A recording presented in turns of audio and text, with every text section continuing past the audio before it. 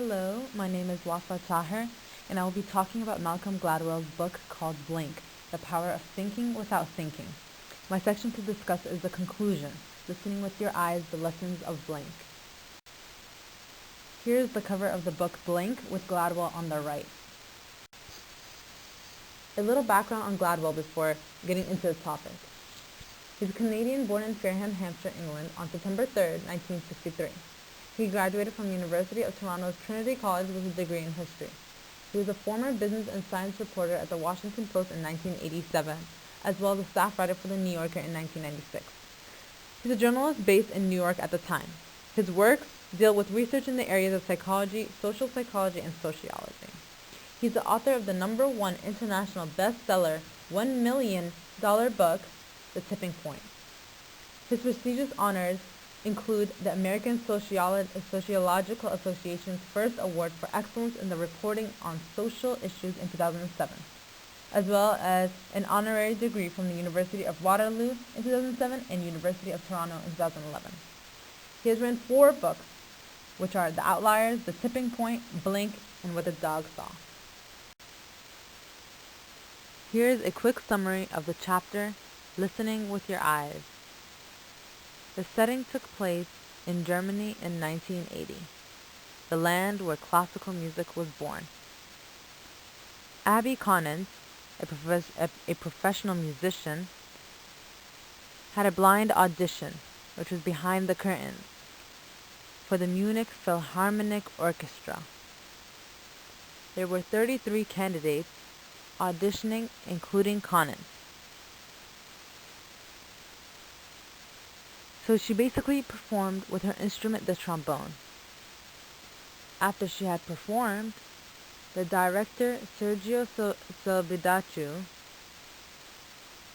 as well as other judges, loved the voice and stopped the audition there because they felt they found the one. After calling her to come back on stage, they were surprised to have a woman standing right there in front of them. They quickly decided to change their minds. Director Sergio said that women could not play the trombone.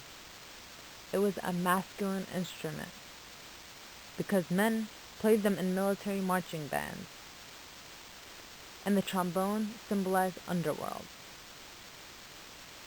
So they demoted her to second trombone for no reason. So Abby Conant took the case to court for making her second trombone without any valid reason. After years and years of fighting her case, she was finally reinstated as first trombone. Then, they started not to pay her on par with her male colleagues, which was also unfair. The orchestra argued the plaintiff, which is Abby Conant, does not possess any physical strength to be a leader of the trombone section. They said that women didn't have strength, attitude, or the resilience for certain kinds of pieces. Their lips were different, they said. Their lungs were less powerful, they said. Their hands were smaller, they said. So she took the case to court again, regarding unfair payment this time, and she finally won the case again. Another story is with Sylvia Alimenta. She was also a musician who played the French horn, which they said was also a male instrument. She was very short, and people quickly judged her for her appearance. But for a short, small female, her musical skills were very powerful. Another musician was Julie Landsman. She auditioned for principal French horn at the MET. When she stepped out from behind the scenes, they were very shocked. This time, not only because she was a woman playing a masculine instrument, but also because they knew her. She substituted before and played for the MET. The problem with the early on judgment is that some people look like they sound better than what they actually sound because they look confident and have good postures. Other people look awful when they play but sound great. Other people have that belabored look when they play, but you can't hear it in the sound. Over the past few decades, classical music world has undergone a huge revolution. Orchestras now hire better musicians, and better musicians means better music. And how do we get better music? Not by rethinking the entire classical music enterprise, or building new concert halls, or pumping in millions of new dollars, but by paying attention to the tiniest detail, the first 2 seconds of the audition. So how does Blink apply to human resources? Well, the number one goal for human resources are to build the business, increase their revenues by having great, well-deserved recipients or workers. They have to be fair and just when hiring someone for a position. This means no discrimination, whether it's by race, color, religion, gender, height, weight, accent, etc., you name it. So what to look for when interviewing for a job? You must look at their level of education and previous experiences related to the position and what they can bring to the table for the company or organization. Anonymous surveys are my favorite, so that allows people to freely express how they feel about issues, complaints, or feedback that they might have. This can also benefit the company or organization.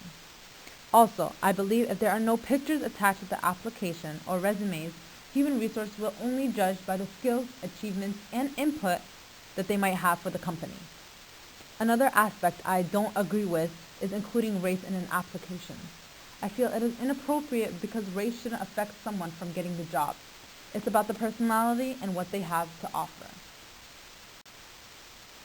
So here are 2 quotes that I found from the book. When the screen created a pure blink moment, a small miracle happened.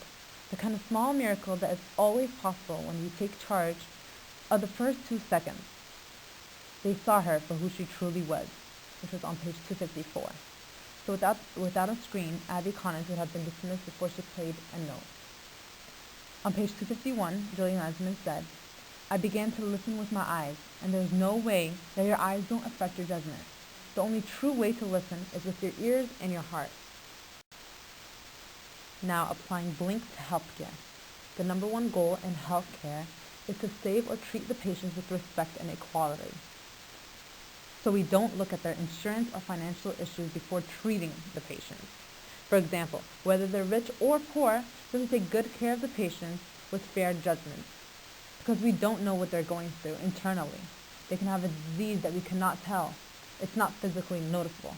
For example, if they overdose in drugs, we can't look at them differently than anyone else. Also, we can't feel their pain or emotions. Therefore, we should be careful on what we say or do. Not everything is visible. These are some thoughtful questions that Malcolm Gladwell came up with for everyone after reading this book.